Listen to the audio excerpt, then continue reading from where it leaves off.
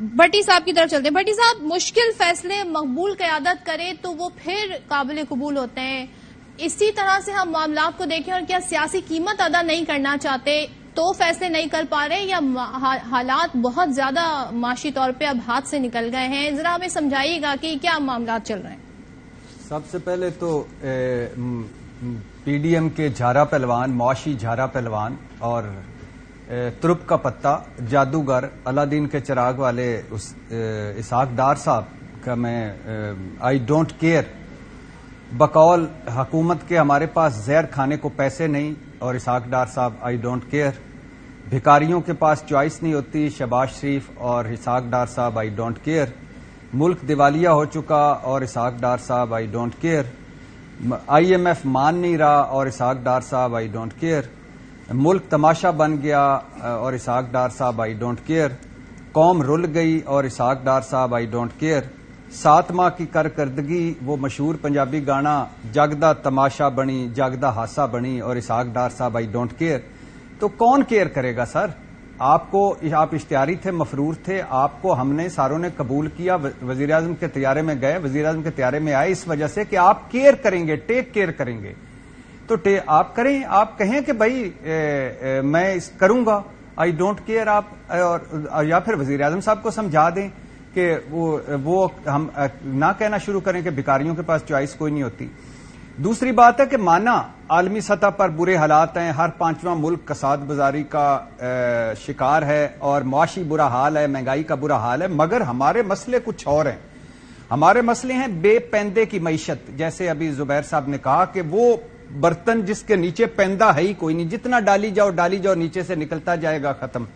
آبادی بم، کسی نے کوئی اس طرف توجہ ہی نہیں دی. 24 کروڑ ہو گئے ہیں، 5واں بڑا ملک ہو گیا. خدا کا خوف کریں، بچے پہ بچہ کوئی بس کر دیں یار. یعنی کوئی حکومت نہیں توجہ کر رہی، کوئی قوم نہیں توجہ کر رہی. پھر اس کے بعد بے ہنر تعلیم، ڈگریاں ہاتھ میں ہیں مگر سارے کلرکس اور سرکاری نوکری کے لیے. بیڈ گورننس، مس مینجمنٹ، بد نیتی ان حکمرانوں کی، ذاتی مفادات ان حکمرانوں کے. ان کا کوئی اپنا بزنس کاروبار بتائیں جو خسارے میں جا رہا ہو. اور ہمارا سٹیل مل بھی بند ہے، پی آئی اے بھی خسارے میں، ریلوے بھی خسارے میں. اچھا، پھر ہے کرپشن، نااہلی. کرپشن ایک علیحدہ ہے اور نااہلی ایک علیحدہ ہے. پھر ہے سیاسی عدم استحکام جس کی عمران خان بات کر رہے ہیں. سیاسی عدم استحکام نہیں ختم ہوگا تو معاشی استحکام کیسے آئے گا؟ پھر ہے ویژن لیس حکمران، پھر ہے روڈ میپ لیس حکمران، لانگ ٹرم پالیسی لیس حکمران. اور پھر جو سب سے بڑی بات ہے کہ اعلی حضرت نواز شریف صاحب کی اگر اولاد کے کاروبار باہر ہوں گے، اعلی حضرت اسحاق ڈار صاحب کی اولاد کے کاروبار باہر ہوں گے، تو یہاں ہمارا کاروبار کون سرمایہ کار، بیرونی سرمایہ کار آئے گا؟ اب آخری بات صرف کردار ادا کروں تو وہی کہتے ہیں سیاسی عدم استحکام بھی یہ وجہ ہے کہ ہم بڑی مشکل میں ہیں اس وقت. تو آپ یہ ان کو دے سکتے ہیں مارجن کہ بھائی یہ بھی معاملات ہیں؟ نہیں دے سکتا. اس کی 2 وجہ ہیں.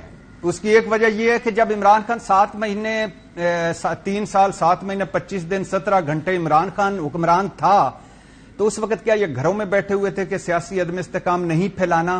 ہاں، کیونکہ ملک کا خطرہ ہوگا، ملک معاشیت کا خطرہ ہوگا، یا ملک کا قوم کا بھلا اس میں ہے کہ ہم گھروں میں بیٹھ کے اگلے 5 سال کا انتظار کریں؟ نہیں بھائی نہیں، یہ بھی یہی کر رہے تھے. اور لیکن دوسری بات اس لیے نہیں ان کو دوں گا کہ انہوں نے ہمیں کہا تھا کہ عمران خان نکما ہے، نہ اہل ہے، نہ تجربہ کار ہے، یہ برباد کر دے گا. ہم اہل ہیں، تجربہ کار ہیں، سب مسائل کا حل ہیں. مجھے صرف 4-5 سوال ہیں، 4-5 لائنیں، اس کا جواب دے دیجئے گا. سارے قوم کو میں آگے رکھوں کہ ملک عمران خان نکما، نااہل، نالائق تھا، مگر کیا ملکی ڈیفالٹ کا خطرہ جتنا اب ہے کیا عمران خان کے دور میں تھا؟ جتنا زر مبادلہ کم اب ہے کیا عمران خان کے دور میں تھا؟ جتنی بار سے بیرون ملک پاکستانی پیسے اب کم بھجوا رہے ہیں، ان پہ اعتبار ہی نہیں کر رہے، اتنا کیا عمران خان کے دور میں تھی؟ جتنی مہنگائی اب ہے کیا اتنے عمران خان کے دور میں تھی؟ جتنا ڈالر حالانکہ پیسے پھینکنے کے باوجود مہنگا ہے، 3 ریٹ ہیں، ایک ہے مارکیٹ ریٹ، ایک ہے بلیک مارکیٹ ریٹ ہے، ایک ہے ہنڈی حوالہ ریٹ. تو کیا اتنا ڈالر پاکستانی پیسہ روپیہ بے تقیر تھا؟ نہیں. اچھا، امپورٹ ایکسپورٹ کا جتنا برا حال اب ہے کہ عمران خان کے دور میں تھا؟